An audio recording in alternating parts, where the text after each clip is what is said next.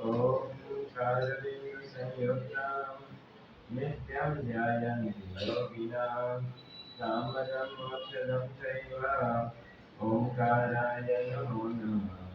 मङ्गलं भगवान् वीरो मङ्गलं गौतमप्रभो मङ्गलं स्तोत्रभद्राद्या जैनधर्मस्तु मङ्गलम् अज्ञानतिमिरन्धनां ज्ञानाञ्जनशलाकया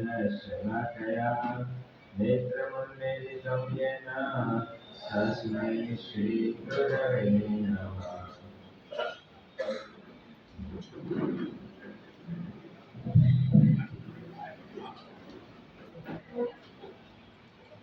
अप्रमतजे नित्य रहे न विहरते न विसोचे साधु सुधा दे आत्मा सुमुंडे सुलोचे।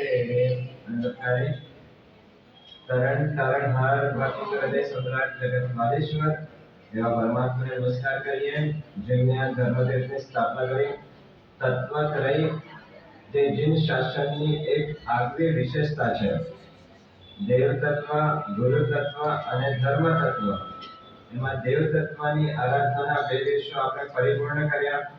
ગુરુ તત્વની આરાધનાના દિવસો ચાલી રહ્યા છે અને ગુરુ તત્વની અંદર સૌથી મહત્વમાં મહત્વનો અને મૂળભૂતમાં મૂળભૂત કોઈ પદ હોય તો તે સાધુ પદને બતાડવામાં આવેલો છે।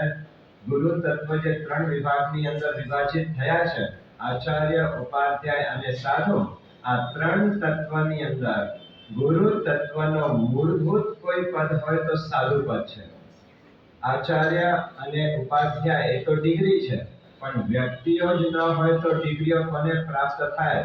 સાધુ જ્યારે સાધુતાની સાધના કરતા કરતા વધુ ને વધુ યોગ્યતા પ્રાપ્ત કરતો જાય ત્યારે સૂત્ર અને અર્થના એક જ્ઞાતા બને, આગમોના ઊંડા અભ્યાસી બને અને સારી એવી યોગ્ય ભૂમિકા પ્રાપ્ત કરીને ત્યારે એ સાધુને ઉપાધ્યાય પદ ઉપર સ્થાપિત કરવામાં આવે છે। પણ ઉપાધ્યાય બનતા પહેલા એને સાધુ તો બનવું જ પડતો હોય છે ને એ જ ઉપાધ્યાય ભગવાન જ્યારે વધુ ને વધુ યોગ્યતા પ્રાપ્ત કરતા જાય, વધુ ને વધુ ધર્મના પ્રભાવક બનવાની ભૂમિકા ઉપર પહોંચે ત્યારે એ ઉપાધ્યાય ભગવંતને આચાર્ય પદ પ્રદાન કરવામાં આવે છે। પણ આચાર્ય હોય કે ઉપાધ્યાય હોય એટલે પહેલા શું બનવું પડે? સાધુ બન્યા વિના કોઈ દિવસ ઉપાધ્યાય હોઈ શકે નહીં અને સાધુ બન્યા વિના કોઈ દિવસ આચાર્ય હોઈ શકે નહીં। આચાર્ય બનવું હોય કે ઉપાધ્યાય બનવું હોય પહેલા તો સાધુ બનવું પડે। એવો કોઈ દ્રષ્ટાંત છે કે સાધુ થયા નથી અને સીધા જૈન શાસનના ઉપાધ્યાય કે આચાર્ય બની ગયા છે? એવો કોઈ દ્રષ્ટાંત ખરા? જેને પણ ઉપાધ્યાય પદ પ્રાપ્ત કરવું હોય અથવા તો આચાર્ય પદ સુધી પહોંચવું હોય એને પહેલા સાધુ પદ ઉપર આવવું પડે। એટલે કે આચાર્ય ઉપાધ્યાય બનવા માટે પહેલા સાધુ બનવું પડે। સાધુ બન્યા વિના કોઈ દિવસ કોઈ આત્મા સિદ્ધ બની શકતો નથી। જેને સિદ્ધ બનવું છે એને પહેલા સાધુ બનવું પડશે। આ જગતની અંદર અનાદિ અનંત કાળમાં જેટલા પણ આત્માઓ મોક્ષમાં ગયા છે, સિદ્ધ લોકના જીવ બન્યા છે, સિદ્ધના સાધર્મિક બન્યા છે એમાં લગભગ આત્માઓ સાધુ પદ ઉપર આવ્યા પછી જ સિદ્ધ થયા છે। તે સિદ્ધ બનવા માટે પણ પહેલા તો સાધુ બનવું પડે છે। અમુક અપવાદ માર્ગને છોડી દો, અપવાદ દ્રષ્ટાંતને છોડી દો, બાકી જેટલા આત્માઓ મોક્ષમાં ગયા છે એ પહેલા તો સાધુ બન્યા છે। એટલે કે સિદ્ધ બનવા માટે પણ પહેલા સાધુ થવું પડે અને અરિહંત પણ અરિહંત ત્યારે બને જ્યારે એ આત્મા સાધુ બને છે ત્યારે।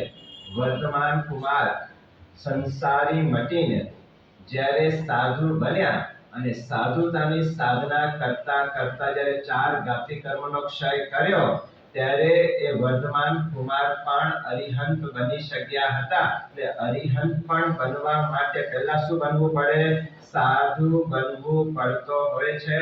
અરિહંત થવું હોય તો સાધુ પદ ઉપર આવવું પડે, સિદ્ધ થવું હોય તો સાધુ પદ ઉપર આવવું પડે। આચાર્ય ઉપાધ્યાય થવું હોય તો સાધુ પદ ઉપર આવવું પડે. જે પંચ પરમેશ્વરીના આગળના 4 પદો છે એ સાધુ વિના બધું નકામું છે. સાધુ છે તો અરિહંત છે, સાધુ છે તો સિદ્ધ છે, સાધુ છે તો આચાર્ય ઉપાધ્યાય છે.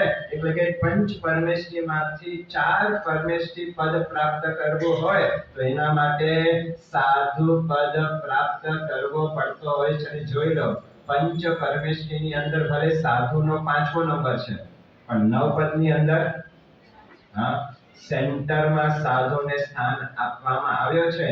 4 પદ એક બાજુ છે, બીજા 4 પદ બીજી બાજુ છે.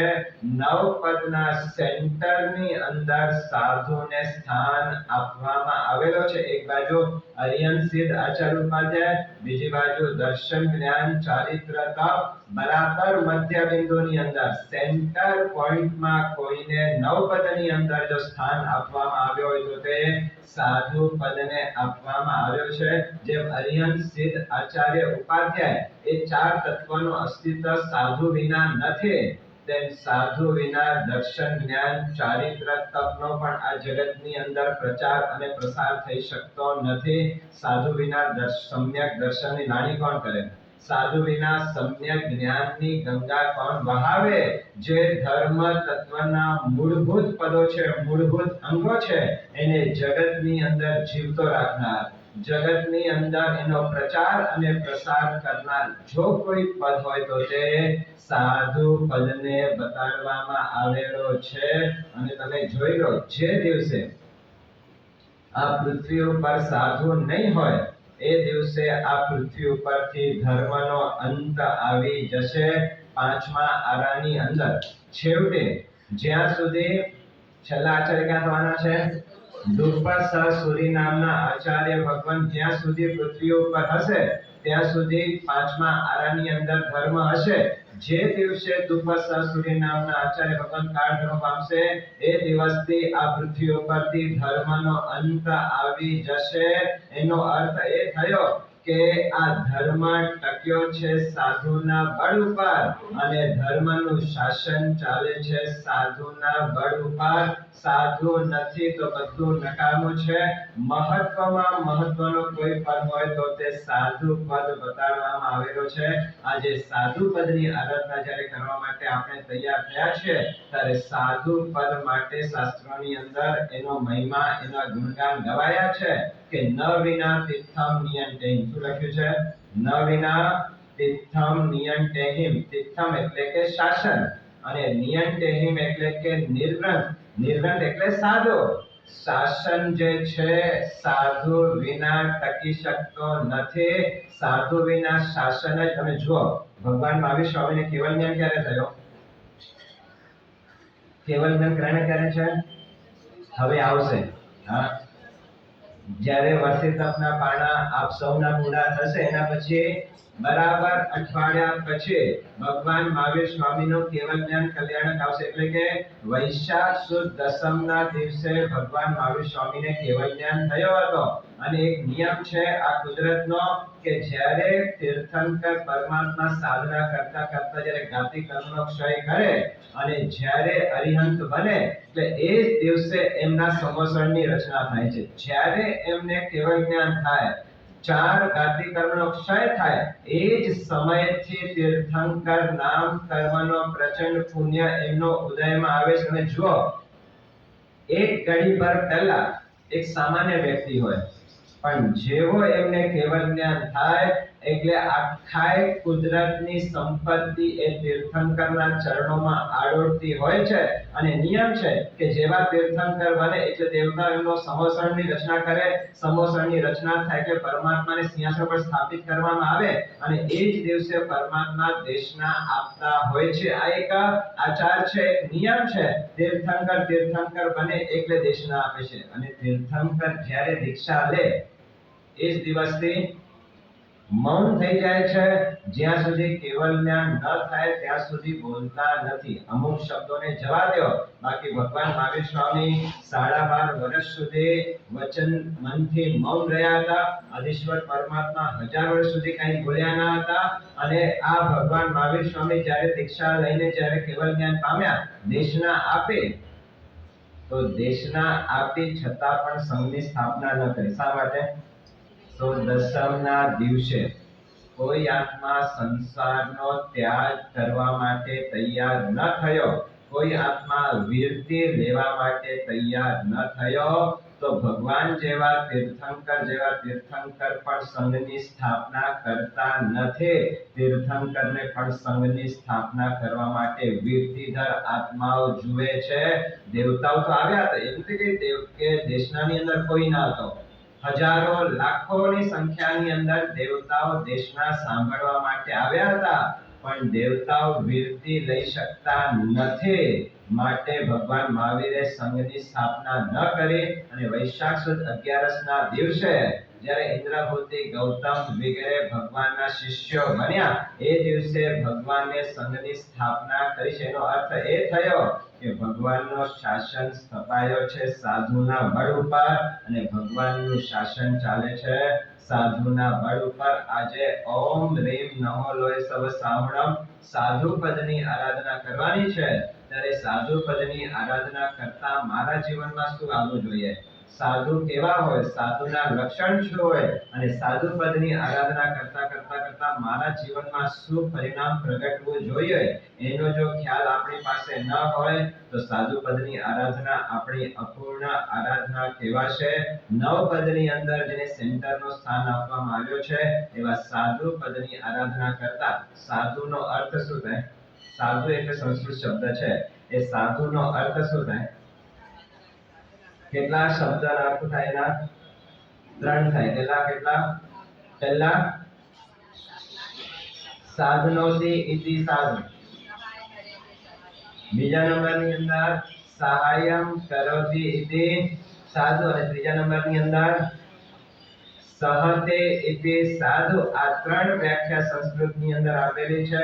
સાધનોથી ઇતિ સાધુ, સહતે ઇતિ સાધુ અને સહાયમ કરોતિ ઇતિ સાધુ. પહેલી વ્યાખ્યા આપી છે સાધનોથી ઇતિ સાધુ. જે સાધના કરે તે સાધુ છે. સાધના કોની કરવાની છે? તો દેહ ભાવથી ઉપર ઉઠીને આત્મ ભાવમાં સ્થિર થવાની સાધના કરે એનું નામ છે સાધુ. આજે આખી દુનિયા જ્યારે શરીર ઉપર, ઇન્દ્રિયો ઉપર જીવન જીવી રહી છે, ત્યારે એક આત્મા જ્યારે સંસારી મટીને સાધુ બને છે, ત્યારે પહેલું કાર્ય એનું એ બને છે કે હું સાધુ થયો છું, તો હવે મારે સાધના કરવાની છે. દેહ ભાવથી ઉપર ઉઠીને આત્મ ભાવમાં સ્થિર થવાની સાધના કરે એનું નામ છે સાધુ. સાધના કરવી અનિવાર્ય છે, સાધના કરવું આવશ્યક છે.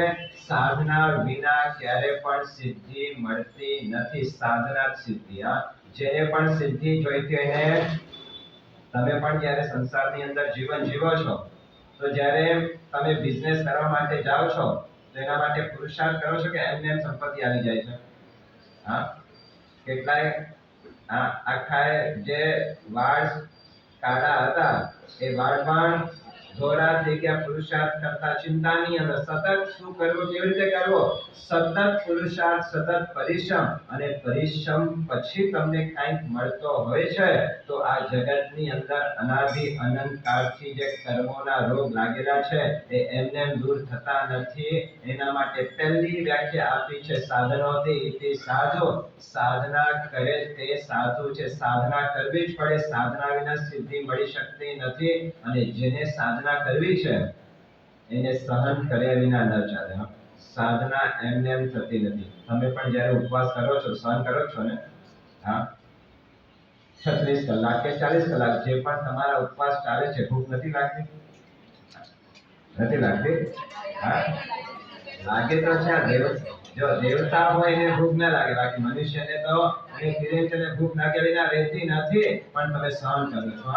ભૂખ આવે છે, આહાર સંજ્ઞા ક્યાંક આપણે મૂંઝવી પણ નાખે છે, આહાર સંજ્ઞા સતાવી પણ જાય છે, પણ તમારી જાગૃતતા છે કે અત્યારે હું તપમાં છું, અત્યારે હું પછાણમાં છું, અત્યારે ઉપવાસના પછાણ લીધા છે, ગમે એટલી ભૂખ લાગે ત્યારે સૂઈ જશો, પણ ભોજન તો તમે કરવાના નથી. ક્યાંક માથું ફાટફાટ થશે, ક્યાંક પેટ દુખશે, પણ બધું સહન કરીને તમે તપ કરો છો. એટલે સહન કર્યા વિના ક્યારે પણ સાધના થતી નથી. જેને સાધના કરવી છે એને એટલું ક્લિયર હોવું જોઈએ કે મારે સહન કરવું પડશે. સહન કર્યા વિના સાધના થઈ શકતી નથી. નહીં તો શું જરૂર હતી એક કાકંદીના ધનના અણગારને? સુખશીલતાની વચ્ચે જીવન જીવેલા, કોટ્યાધિપતિને ત્યાં જન્મેલા અને દોમ સુખ સાહેબીની વચ્ચે જીવન જીવેલા એ ધનના અણગાર આજે ઓમ રીમ નમો લોય સવ સાવણમ બોલીએ ત્યારે એવા મહાપુરુષને આજે યાદ કરવાના છે કે કેવા સાધુતાની સાધના એમને જીવનની અંદર કરી હતી. શું સહન એમને પોતાના જીવનની અંદર કર્યો તો જે વ્યક્તિ કરોડપતિ હતા, એક એક દિવસ જેના બહુ જ મોજ શોખની અંદર વૈભવ વિલાસની અંદર પસાર થતા હતા, એ જ ધનના અણગારને આજે યાદ કરજો કે ધનના અણગાર ભગવાન મહાવીર સ્વામીના સંપર્કમાં આવ્યા અને ભગવાન મહાવીર સ્વામીના સંપર્કમાં આવ્યા પછી વૈરાગ્ય ભાવ પ્રગટ થયો અને દીક્ષા લેવા માટે તૈયાર થયા. ભગવાનના ચરણોમાં પોતાનું જીવન સમર્પણ કરે છે ત્યારે એ ધનના અણગારે પહેલો આદર્શ એ સ્થાપિત કર્યો કે હું સંસારી મટીને સાધુ બન્યો છું, તો મારો પહેલો કર્તવ્ય એ છે કે હવે મારે સાધના કરવી પડશે. સાધના વિના ચાલશે એમ નથી. આટલા વર્ષો સુધી ઘણું ખાધું પીધું છે, હવે તપ કરીને પણ જીવનમાં પ્રસન્નતા ટકાવી છે. આજ દિવસ સુધીમાં કઈક સુખશીલતાની વચ્ચે હું જીવન જીવ્યો છું, પણ હવે મુસીબતની વચ્ચે પણ મારા આત્માને પ્રસન્નતા ટકાવી રાખવી છે. આ ભાવના સાથે ધનના અણગારે દીક્ષા લીધી અને સાધનોથી તે સાધુ મારે સાધના કરવી છે, મારે તપ કરવું છે. દીક્ષા લીધી એ જ દિવસથી છઠના પારણે છઠ તપની અંદર લાગી જનારા એ ધનના અણગારને આજે યાદ કરવા જેવા છે. આજે પણ આ જમાનામાં કોઈ 200 કરોડ 500 કરોડ 1000 2000 5000 કરોડની સંપત્તિ છોડીને વ્યક્તિઓ સંસાર ત્યાગ કરીને પણ આજે પણ સંયમ જીવન અંગીકાર કરે છે. ખરેખર એ નમસ્કરણીય છે, વંદનીય છે, એ પૂજનીય વ્યક્તિ છે કે આટલી દોમ સુખ સાહેબીની વચ્ચે જીવન જીવેલા અને જે હજારો કરોડની અંદર રમતા હોય, જે વ્યક્તિ 24 કલાક એસીની વચ્ચે રહેતા હોય, એ વ્યક્તિ બધું ત્યાગ કરીને આવી સાધુતાની સાધના કરે. આજે ઓમ રીમ નમો લોય સવ સામણમ બોલો ત્યારે એવા સાધુતાની સાધના કરનારા દરેક સાધુ સાધ્વી ભગવંતોને આજે ભાવપૂર્વકના નમસ્કાર થવા જોઈએ. અને આ ધનના અણગારે દીક્ષા લીધી એ દિવસથી છઠના પારણે છઠ કરવાનો અને પારણામાં પણ આઈંબીલ જ કરવાનું. 2 દિવસના ઉપવાસ અને ઉપવાસ પછી પણ પારણો, કોઈ એકાશનો નહીં, વ્યાસનો નહીં, પણ આઈંબીલ દ્વારા જ પારણો. એનો અર્થ શું છે ખબર છે? જે દિવસથી દીક્ષા લીધી એ દિવસથી સંપૂર્ણ વિગયોનો જેમને ત્યાગ કર્યો છે એવા ધનના અણગારને યાદ કરજો. ક્યાં સુખશીલતાની વચ્ચે જીવન જીવેલા અને ક્યાં કઠોરતાની મૂર્તિ સમાન સાધનામાં ડૂબી ગયેલા ધનના અણગારને આજે યાદ કરજો. છઠના પારણે છઠ તપ કરવાનો અને છઠના પારણામાં પણ આઈંબીલ કરવાનો, એટલે કે 2 ટાઈમ તો સાથે વાપરવાનો નથી, પણ 2 દિવસ પણ સાથે વાપરવાનો નથી. 2 દિવસ ઉપવાસ, 1 દિવસ આઈંબીલ, વળી 2 દિવસ ઉપવાસ, વળી આઈંબીલ. આવી અદ્ભુત તપ સાધના કરનારા એ ધનના અણગારને આજે યાદ કરવા જેવા છે. આઈંબીલ પણ કેવા ઉત્કૃષ્ટ હતા. આપણે ત્યાં આઈંબીલને માંગલિક તપ થયા છે. આપણે ત્યાં આઈંબીલ એટલે કોઈ પણ વિઘ્નો આવતા હોય એ વિઘ્નોને દૂર કરવાની તાકાત આઈંબીલની અંદર છે. પેલા આઈંબીલ કેવા થતા હતા? અલોડા આઈંબીલ થતા હતા, જેમાં નમક ના હોય, જેમાં એક ધાન્યથી પણ કેટલાક આત્માઓ આઈંબીલ કરતા હતા, કેટલાક આત્માઓ માત્ર ભાત અને પાણીથી માત્ર આઈંબીલ કરતા હતા, પણ જેમાં નમક ન હોય એવા આઈંબીલો પહેલા જમાનાની અંદર થતા હતા. અને એવા આઈંબીલ હકીકતની અંદર વિઘ્નોને દૂર કરનારા છે. રસનેન્દ્રિયને જીતવું હોય, આપણે કહીએ મીઠો એક એવો તત્વ છે કે જેમાં સબરસ કહેવાય. શું કહેવાય? સબરસ એટલે મીઠો છે. તમે જો બાકી બધું તમે જે પણ રસોઈ કરતા હશો કદાચ ઓછો વધતો મસાલો હોય તો ચાલશે, મીઠો ઓછો હશે તરત ખબર પડશે કે આની અંદર મીઠું નાખવામાં આવ્યો નથી. પણ આ ધનના અંગારના આંબિલ કેવા ઉત્કૃષ્ટ આંબિલ હતા કે છઠના પારણે છઠની તપશ્ચર્યા કરનારા એ ધનના અંગાર 2 દિવસના ઉપવાસ છે, ત્રીજા દિવસ ગોચરી વાળવા માટે નીકળે તો ક્યારે નીકળે? તો લખ્યું છે કે મધ્યાહન સમય. એટલે મધ્યાહન સમય એટલે જો એ જમાનો છે કચ્છમાં કદાચ તમારા વડીલો રહેતા હતા, એનો જમવાનો સમય શું હોય? 11 વાગે તો બધું ફિનિશ થઈ જાય, 11 સવા 11 તો આખો બપોરનો જમણવાર પૂરો થઈ જાય. એ સમય ચાલતો ત્યારે ધનના અંગાર ક્યારે ગોચરવા માટે નીકળે કે લોકો જમી પરવારીને ઊભા થઈ ગયા હોય. હવે જે રસોઈ જે વધઘટ પડેલી હોય ક્યાંક ફેંકી દેવા માટે હોય, ક્યાંક કૂતરાઓને આપી દેવા માટેની હોય, એવી જે રસોઈ પડેલી હોય એવી રસોઈ વોરવા માટે ધનના અંગાર નીકળતા હતા.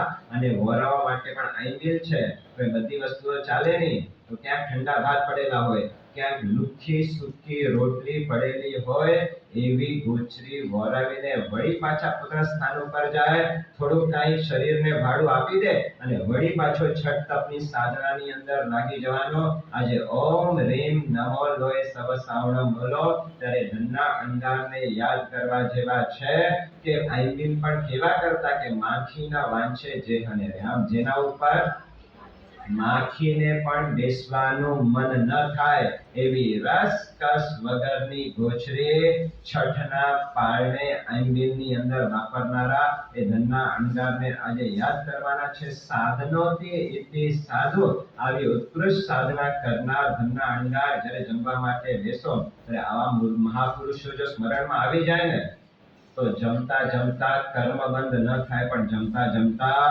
કર્મનો નિકાલ થઈ જાય. અને શું તાકાત હતી એ ધનના અંગારની કે પોષ મહિનાની કડકડતી ઠંડીના દિવસો પડતા હોય, સુસવાટા પવનના સુસવાટા વિંજાતા હોય અને ખુલ્લા શરીરે અપાણમ ગોશીરામી કરીને કાયોત્સર ધ્યાનની અંદર ઊભા રહેનારા એ ધનના અંગારને આજે યાદ કરવાના છે. છઠના પારણે છઠ આંબિલ કર્યા પછી પણ સુવાની વાત નહીં, જેવો આંબિલ પૂરો થાય એટલે વળી પાછો ધ્યાન સાધનાની અંદર લાગી જવાનો.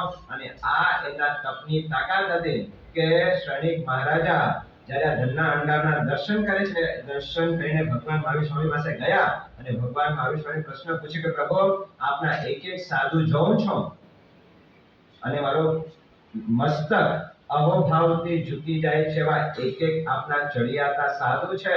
આપણા 14000 શિષ્યો છે. મારા મનમાં પ્રશ્ન થયો કે તમારા 14000 શિષ્યોમાં ચડતે પરિણામ વાળા શિષ્યો કયા છે? અને આ પ્રશ્ન જ્યારે પૂછ્યો ત્યારે ભગવાન મહાવીરે એટલો જ કીધો કે મુનિવર 14000 માં પૂર્ણ ચડતે પરિણામે. આ પ્રશ્ન શ્રેણીનો છે અને ભગવાન મહાવીરે જવાબ આપ્યો છે મુનિવર 14000 માં પૂર્ણ ચડતે પરિણામે વીર જીનંદ વખાણ્યો ધન્ય ધનનો અંગાર મારા 14000 શિષ્યોની અંદર ચડિયાતા પરિણામ વાળો કોઈ શિષ્ય હોય તો તે આ ધન્ય એવો ધનના અંગાર છે. 14000 શિષ્યોમાં આગળની હરોળમાં બેસી શકે એવા કોઈ શિષ્ય હતા તો એ ધનના અંગાર. વિચાર તો છઠના પારણે છઠ કરવો અને પારણામાં પણ આંબિલ કરવાનો અને આંબિલમાં પણ જેના ઉપર માખીને બેસવાનું મન ન થાય એવી ગોચરી વાપરીને પણ સતત ચડતા પરિણામની અંદર રહેવું એ કોઈ સામાન્ય વસ્તુ નથી. આજે ઓમ રીમ નમો લોય સવ સાવણમ બોલીએ ત્યારે આવા મહાપુરુષોને મારે યાદ કરવાના છે. સાધુ પદની આરાધના કરતા મારે શક્તિ પ્રેમી કે વ્યક્તિ પ્રેમી નથી બનવું, મારે સાધુતાનો પ્રેમી બનવું છે. આ સંકલ્પ આજે સાધુ પદની આરાધના કરતા મારે આ સંકલ્પને મૂકવાનું છે. આ સંકલ્પમાં સિદ્ધિ પ્રાપ્ત કરવી છે. આપણે આપણા જીવનમાં આપણે સાધુના કદાચ પ્રેમી છીએ, સાધુ પ્રત્યે આપણે અવભાવ છે, પણ વધારે પડતો આપણો અવભાવ ક્યાં હોય? કોઈ શક્તિ જેનામાં વધારે પડતી હોય, કોઈ સારા વ્યાખ્યાન આપતા હોય, કોઈ સારા જ્યોતિષના જાણકાર હોય, કોઈ સારા મંત્ર વગેરે શાસ્ત્રોની અંદર પારંગત થયેલા હોય, એવા વ્યક્તિઓ પ્રત્યે આપણે અવભાવ હોય. પણ પણ જે સાધુ પદની આરાધના કરતા મારે શક્તિ પ્રેમી નહીં, વ્યક્તિ પ્રેમી નહીં, પણ સાધુતાનો પ્રેમી બનવું છે.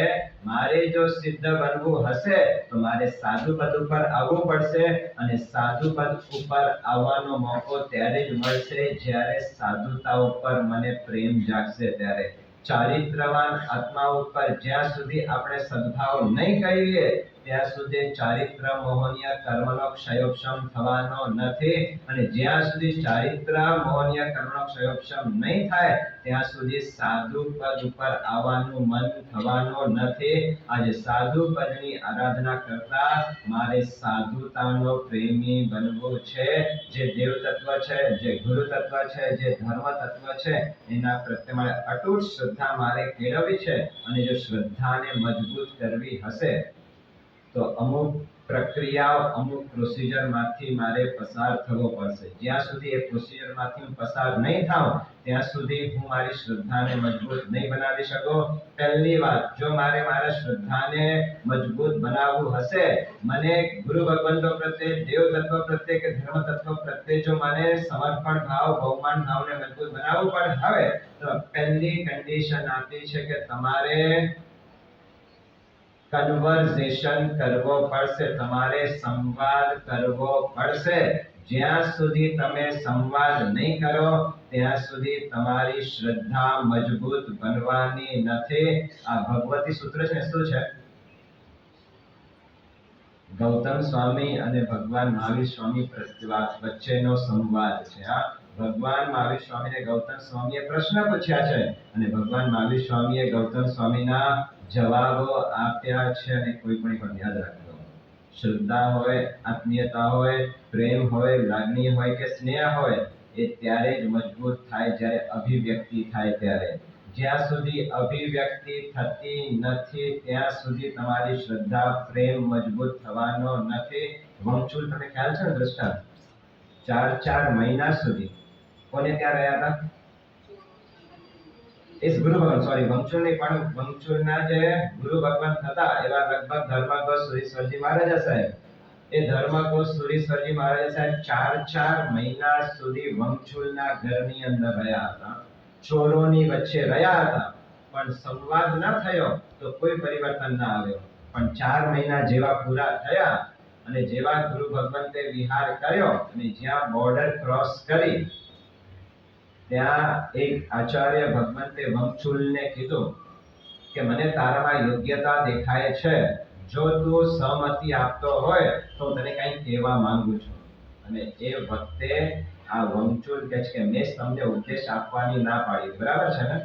શરત શું મૂકી હતી કે અહીંયા રહેવામાં કોઈ વાંધો નથી, આ સ્થાન આપનો છે, પણ એક કામ તમારે કરવાનો, અહીંયા તમે હો ત્યાં સુધી મારા એરિયામાં તમારે ઉપદેશ આપવો નહીં. એ કન્ડિશન સાથે સાધુ ભગવંતે ઉતારો આપ્યો હતો. અને જેવા 4 મહિના પૂરા થયા, બાર વિહાર કર્યો, બોર્ડર ક્રોસ કર્યો, અને એ વખતે ગુરુ ભગવંત કહે છે કે મને તારામાં યોગ્યતા દેખાય છે, જો તું કહેતો હોય તો હું કંઈ તને કહું. અને એ વખતે વંચુલ કહે છે કે મેં તમને ઉપદેશ આપવાની ના પાડી છે, પણ છતાં તમને હવે યોગ્યતા દેખાતી હોય તો મને આપ કહી શકો છો. અને માત્ર 4 નિયમ આપ્યા. જે સંવાદ થયો એ સંવાદે શું કમાલ કરી, શું ચમત્કાર કર્યો કે ગુંડો, લૂંટારો એવો વંચુલ આ 4 નિયમના પ્રભાવથી 12મા દેવલોકની અંદર દેવ બનવાનો સૌભાગ્ય પ્રાપ્ત કરી ગયો હતો. મેં પહેલા પણ કીધો છે, આ પંચમ આરાની અંદર સાધુ કે સાધ્વીજી ગમે એટલી સારામાં સારી આરાધના કરે તો વધુ ક્યાં સુધી જઈ શકે? દેવલોકમાં. ચોથા દેવલોકથી ઉપર જઈ શકતા નથી. જ્યારે આ ગુંડો, લૂંટારો માત્ર સંવાદના કારણે 12મા દેવલોકની અંદર ચાલ્યો ગયો. શ્રદ્ધાને મજબૂત કરવી છે, પહેલો કન્ડિશન સંવાદ કરતા ચાલો. તમે પ્રવચનની અંદર આવો છો, પણ પ્રવચન પૂરો થાય ત્યારે જે તમને ગુરુ ભગવંતમાં એવો તમારા ભાવ આવતા હોય, સદભાવ આવતો હોય, એની પાસે જજો, એની સાથે બેસજો, અને ક્યાંય તમારા પ્રશ્નો હોય તો એમને પૂછો. અને બીજી એક વાત, તમને કોઈ કામ નથી, પણ ગુરુ ભગવાન સમજો ઉપાસનામાં વિરાજમાન છે, પણ ગુરુ ભગવાન ઉપાસનામાં આવ્યા છે, ચાલો જઈએ, નમસ્કાર કરી આવીએ, વંદન કરી આવીએ, કંઈક બોધ પામી આવીએ, આવા ભાવ સાથે તમે આવ્યા છો, અને એવો સમય કોઈક આવી જાય કે ગુરુ ભગવાનની નજર તમારા ઉપર પડી જાય અને એ વખતે નજીકમાં બોલાવી લે અને લો આ મારા તરફથી ગિફ્ટ છે, આખા જીવનનો કામ સિદ્ધ થઈ જાય. ક્યારેક આવી ઘટનાઓ બનતી હોય છે, આવા ચમત્કારો પણ સર્જાતા હોય છે, પણ પહેલી કન્ડિશન તમારે સંવાદ કરવો પડશે. બીજા નંબરની અંદર પહેલો કન્વર્ઝેશન, બીજા નંબરની અંદરનો તત્વ છે કોન્ટ્રીબ્યુશન. કોન્ટ્રીબ્યુશન એટલે યોગદાન. યોગદાન વિના ક્યારે પણ તમારો સ્નેહ આગળ વધી શકતો નથી. સ્નેહ આગળ વધારવું છે, તમે સ્નેહના ક્ષેત્રમાં આગળ વધવું છે તો કોન્ટ્રીબ્યુશન વિના ચાલવાનો નથી. ધર્મના ક્ષેત્રમાં મારી શ્રદ્ધાને મજબૂત કરવી છે તો કોન્ટ્રીબ્યુશન આપ્યા વિના ચાલી શકે એમ નથી. એક યુવાન વ્યક્તિ સારો એવો વેપારી હતો, સારો બિઝનેસમેન હતો અને વિચારક વ્યક્તિ હતો અને રોજ દેરાસરની અંદર આવે, પરમાત્માની ભક્તિ કરે. લગભગ ઉંમર 40 વર્ષની કદાચ એની ઉંમર થઈ ગઈ હશે અને 40 વર્ષથી નોન સ્ટોપ દેરાસરની અંદર ભક્તિ કરે, આરાધના કરે અને દેરાસરની અંદર આવ્યા બાદ દેરાસરમાં પ્રવેશ કરે ત્યારે આ વ્યક્તિ જુએ છે કે 20-25 વર્ષથી જે વોચમેન 25 વર્ષ પહેલા મેં જોયો હતો એ જ વોચમેન 25 વર્ષ પછી પણ એને જોઈ રહ્યો છો અને 25 વર્ષની અંદર દેરાસરમાં ક્યારે ચોરી થઈ નથી. 25 વર્ષની અંદર દેરાસરમાં કોઈ વસ્તુ આગળ પાછળ થઈ નથી. તમે રોજ દેરાસરમાં આવો છો, વોચમેનને મળો છો, ક્યાં હાય હેલો કરવાનો સંબંધ થઈ ગયો છે, આવો તો એ પણ એના ચહેરા ઉપર મુસ્કાન આવી જાય. પણ તમારા જીવનની અંદર જે વ્યક્તિ તમારા દેરાસરને સાચવે છે, જે વ્યક્તિ તમારા દેરાસરની સુરક્ષા કરે છે, એ વ્યક્તિને વિચાર થયો કે 25-25 વર્ષથી જે વ્યક્તિ નિસ્વાર્થ ભાવે આ દેરાસરની સેવા રક્ષા કરે છે તો મારી પણ કઈ જવાબદારી બની જતી હોય છે. અને એ વખતે આ યુવક વ્યક્તિએ વોચમેનને કીધો કે ભાઈ આટલા વર્ષોથી તું જે નિષ્ઠા સાથે તું જે કામ કાર્ય કરી રહ્યો છે, હું ખરેખર રાજી થયો છું, પ્રસન્ન થયો છું. સંઘ તને જે પગાર આપતો હોય પગાર ભલે આપે, પણ દર મહિને મારા તરફથી 1000 રૂપિયા તને આપવામાં આવશે. આ શું થયું છે? આ જિનાલય મારો છે, આ ઉપાશ્રય મારો છે, આ જિનાલયના જે પણ ઉપકરણો છે આ મારા છે. જ્યાં સુધી જિનાલય મને પોતાનો નહીં લાગે, જ્યાં સુધી ઉપાશ્રય મને પોતાનો નહીં લાગે, ત્યાં સુધી આપણી શ્રદ્ધા મજબૂત બનવાની નથી. અને આવા જિનાલયોને જે સાચવે છે એવા વોચમેનને દર મહિને 1000 રૂપિયા મારા તરફથી આપ. સાચો એક વાત કહેજો, તમારા ઘરની અંદર કોઈ સારો પ્રસંગ આવે તો બધાને આમંત્રણ આપો, બરાબર છે? ત્યારે સંઘના સ્ટાફને જમવા માટે, ભોજન માટે આમંત્રણ આપ્યો છે? હા. અને એક વાત સમજી રાખજો, તમે જે લગ્નમાં જેને બોલાવો છો ને એ બધાના પેટ ભરેલા છે. હા, વાત સમજાય છે? તમે જ્યારે પણ તમારા જીવનમાં સારા પ્રસંગો આવે, તમે જેને જેને આમંત્રણ આપો છો એ લગભગ બધાના પેટ ભરેલા હોય છે. ક્યારેક ખાલી પેટ વાળાને પણ આમંત્રણ આપવાના ભાવ રાખજો. જે મારા સંઘને સાચવે છે, જે મારા ભગવાનને સાચવે છે, એની ચિંતા કરવી એ મારી જવાબદારી છે. કોન્ટ્રીબ્યુશન, મારું કંઈક ને કંઈક યોગદાન મારો આ જીવનની અંદર હોવું જોઈએ. આ બીજા નંબરની પ્રક્રિયા. ત્રીજા નંબરની પ્રક્રિયા છે કન્ફેશન. જીવનની અંદર કબૂલાત. તમે જ્યારે પણ ડોક્ટર પાસે જાઓ કઈ છુપાવો છો? જો બે તત્વો એવા છે તમે કઈ છુપાવતા નથી, એક ડોક્ટર ને બીજો હા. એની પાસે જો છુપાવો તો બધું કામ કરો ગડબડી વાળો થઈ જાય. વકીલ પાસે જાઓ તો પણ બધું તમે ખુલ્લે પેટે વાત કરો છો અને ડોક્ટર પાસે જાઓ ત્યારે પણ બધું જ ખુલ્લે પેટે તમારું વર્ણન કરો છો. તેમ આ ત્રીજા નંબરની અંદર કન્ફેશન. તમે જ્યારે ગુરુ ભગવાન પાસે આવો છો, સાચું તમે ક્યાંક લાખ પણ ડોનેશન આપ્યો છે અને ગુરુ ભગવાન તમારી અનુમોદના કરે, તમે રાજી થાવ કે ના થાવ? અને એ જ ગુરુ ભગવાન તમારા કોઈક દોષ હોય અને દોષ તમારી આગળ પ્રગટ કરે તો રાજી થાવ કે ના થાવ? વાત સમજાય છે મારી?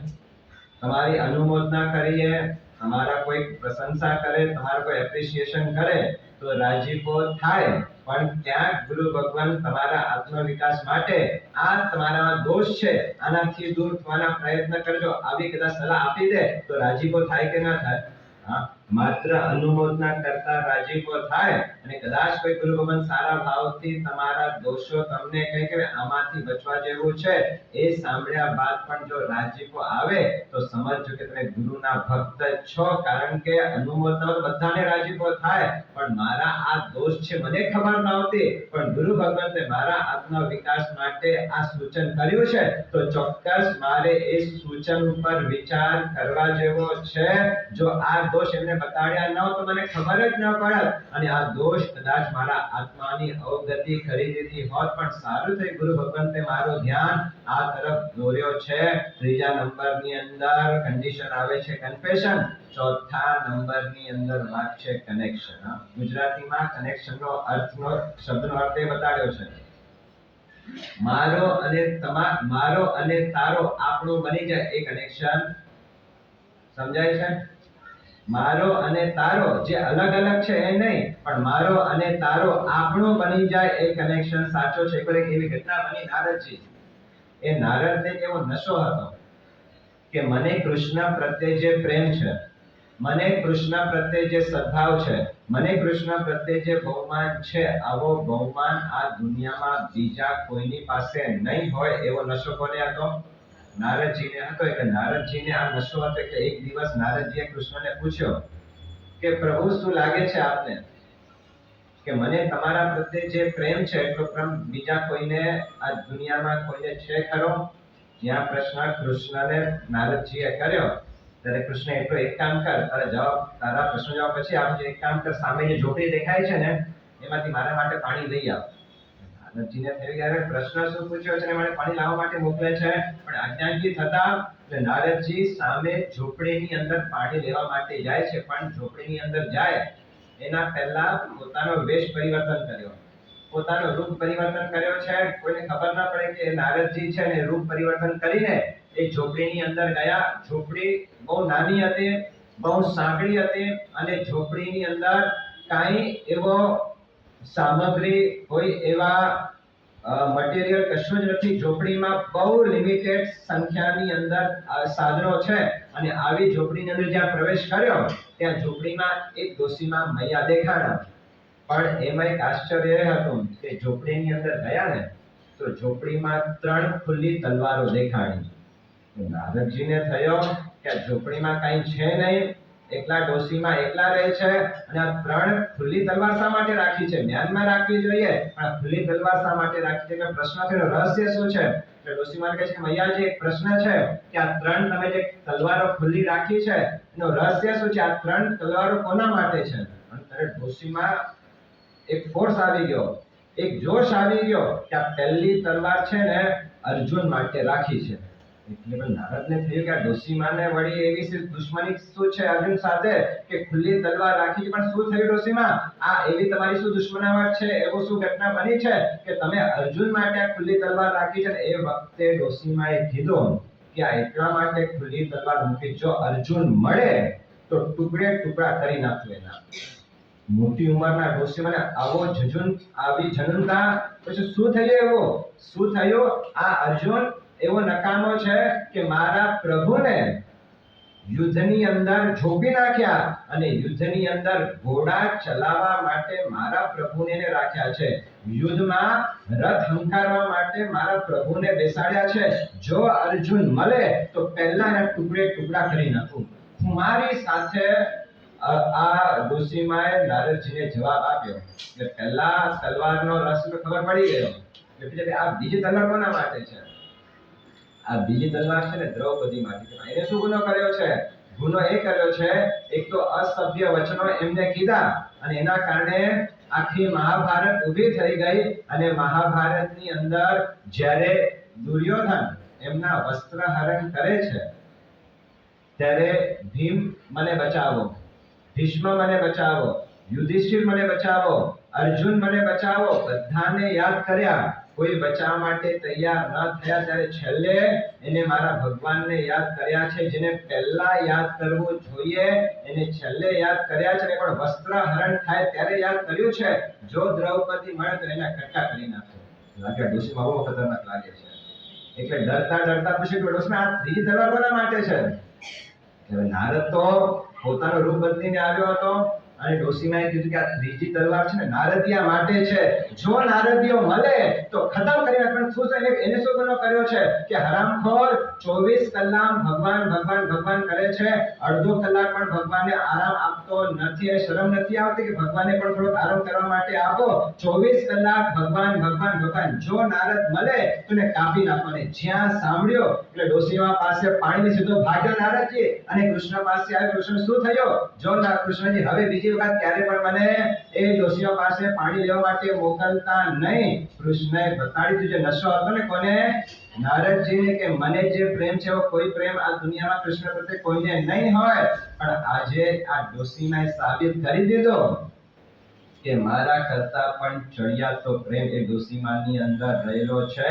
ભગવાનની કોઈ આશા ના કરે એ સહન કરી શકતી નથી. આટલી મોટી ઉંમરના ડોશીમા થઈ ગયા છે, ચાલવામાં જેને ફાફા પડે છે, પણ 3 તલવાર ખુલ્લી રાખી છે કે આ 3 વ્યક્તિઓ મળે જે મારા પરમાત્માને પરેશાન કર્યા છે એને કાપી નાખો. આ ત્રીજા નંબરનો, ચોથા નંબરનો તત્વ બતાડ્યો છે કનેક્શન. અને જ્યારે આ પ્રશસ્ત રાગ દેવ તત્વ, ગુરુ તત્વ, ધર્મ તત્વ પ્રત્યે જો આવી જશે, ગૌતમ સ્વામીને શું હતું? આ પ્રશસ્ત રાગ હતો. આપણા મનમાં એવું છે કે પ્રશસ્ત રાગ ખરાબ છે. રાગ ખરાબ છે, વાત સાચી, પણ પ્રશસ્ત રાગ ખરાબ નથી, એ સારો છે. જો બીજા રાગ દ્વેષથી મુક્ત રહેવું હશે તો પ્રશસ્ત રાગ વિના ચાલવાનો નથી. જે દેવ તત્વ, ગુરુ તત્વ, ધર્મ તત્વ મને મળ્યો છે એના પ્રત્યે પ્રશસ્ત રાગ મારા જીવનની અંદર હોવો જોઈએ. આ કનેક્શન જે રીતે ડોશીમા પાસે હતો એના રોમે રોમની અંદર ભગવાન વસેલા હતા. બસ આવો જ પ્રેમ જે દિવસે તત્વત્રય પ્રત્યે આવી જશે એ દિવસે આપણો આત્માનો કલ્યાણ કરતા કોઈ અટકાવી શકે એમ નથી. ને 5મા નંબરનો કન્ડિશન આપી છે કે તમારા જીવનની અંદર ચેન્જ આવવો અનિવાર્ય છે. વર્ષોથી ધર્મની આરાધના કરીએ છતાં પણ જો જોઈએ એવો પરિવર્તન મારી પાસે આવ્યો નથી. તપ કર્યું, જપ કર્યું, સાધના કરી, સહન કર્યું, બધું જ કર્યું, પણ બધું જ કર્યા પછી પણ જે પરિવર્તન મારા જીવનમાં આવવું જોઈએ એવો પરિવર્તન મારા જીવનમાં આવ્યો નથી. હું સેટિસ્ફાઈડ નથી, હું સંતુષ્ટ નથી મારા પરિવર્તન. તમે ક્યાંક 50 લાખ રૂપિયા રોક્યા હોય અને દર મહિને 20,000 કે 25,000 આવતા એટલે સંતુષ્ટ થાય તમને? આ સમજાય છે ને? 50 લાખ તમે રોક્યા છે અને દર મહિને 20-25,000 આવતા હોય એનાથી તમને સંતુષ્ટ ન થાય તેમ વર્ષોથી હું સાધના કરું છું. આ સાધના કર્યા પછી પણ જે ગુણોનો વિકાસ થવો જોઈએ એ ગુણોનો વિકાસ મારામાં હજી આવ્યો નથી. મારે ચેન્જ, મારે પરિવર્તન કરવા જેવો છે.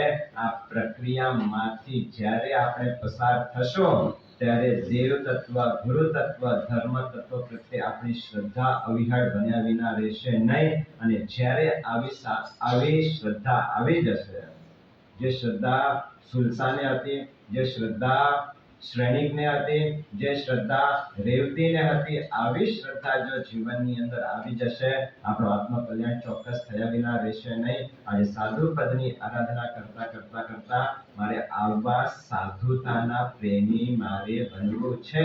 જે પ્રેમ ડોશીમાને કૃષ્ણ પ્રત્યે હતો આવો પ્રેમ, આવો સદભાવ આપણે જો સાધુ પદ ઉપર આવી જશે તો વહેલેમાં વહેલી તકે આપણા જે અશુભ કર્મો જે સાધુ બનતા આપણે રોકે છે એ અશુભ કર્મનો નાશ થઈ જશે અને વહેલામાં વહેલી તકે સાધુ પદ આપણા જીવનની અંદર આવી જશે.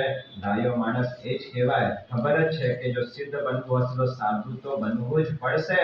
એમાં હોશિયારી એમાં જ છે કે વર્ષો ગુમાવું કે ભવો ગુમાવું એના કરતા વહેલામાં વહેલી તકે સાધુ મારા પદ મારા જીવનમાં આવે. અને એના માટે સૌથી જરૂરી છે કે સાધુ પદ ઉપર અવિહળ રાગ મારે પ્રગટ કરવું છે. સાધુ એટલે ભગવાનના રિપ્રેઝેન્ટેટિવ છે, સાધુ એટલે ભગવાનના પ્રતિનિધિ છે. એ સાધુને જુઓ અને ક્યાંક આંખમાંથી આંસુ આવી જાય, એ સાધુને જુઓ અને એમને ક્યાંક ભક્તિ વૈયાવરણનું મન થઈ જાય અને મૃગ સંઘનું ખાસ અનુમોદના કરી છે.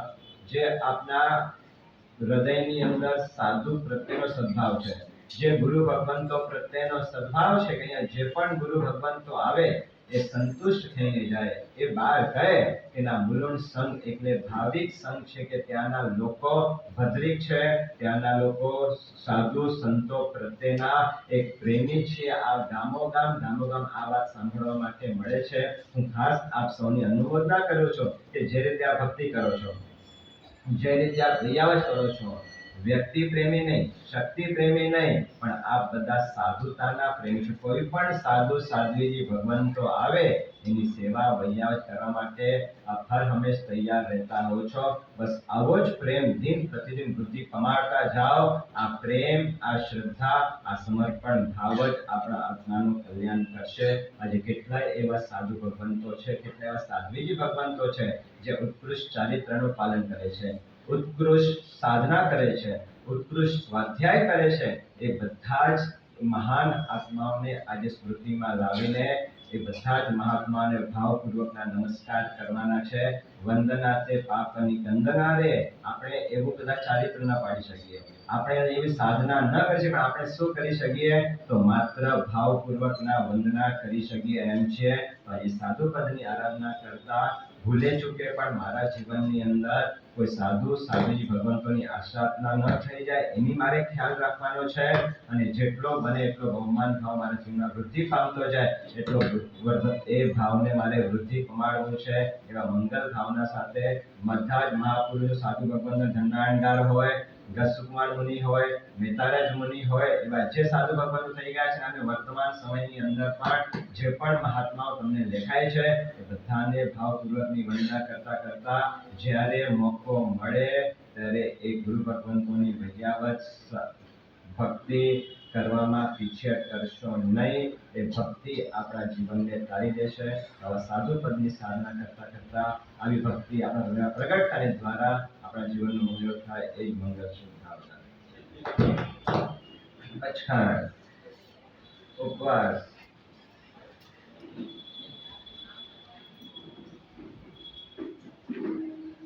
સૂર્યોગે આપતન પચકાય દિવ્યમ પિયમ સંઘનો સંયમ અનથ ખાડાવર સસન પાણહાર કોર્સે 60 કોર્સે પચકાય ચોરિયમ પિયમ સંયમ પાણી ઠાવણે વગન પાણ સરેવા ગોરેવા સસન સરેવા દેસા વગાસી મો વગન પરિમ પચકાય અનથ ખાડાવર સસન સસન સમાય વતિયા ગારેના બહુશી રહી। આઈપીએલ 21નો 82નો સૂર્યોગે નવકાશ્યમ કોર્સે 60 કોર્સે પચકાય ચોરિયમ પિયમ સંયમ અનથ ખાડાવરમ સહસ્રગણમ પછન કણ વિસ્માય એકાશ બચકાય 81 બચકાય દિવ્યમ પિયમ સંયમ લેવા લેવાનું ગીત સાગર સાગરયન ગુરુખને પાડી મુન સ્વાણ સરેવા બહુલેવા સસના સુન દેસા વગાસી મો વગન પરિમ અનથ ખાડાવર સર્વ સભા સમાય વતિયા ગારેના બહુશી રહી।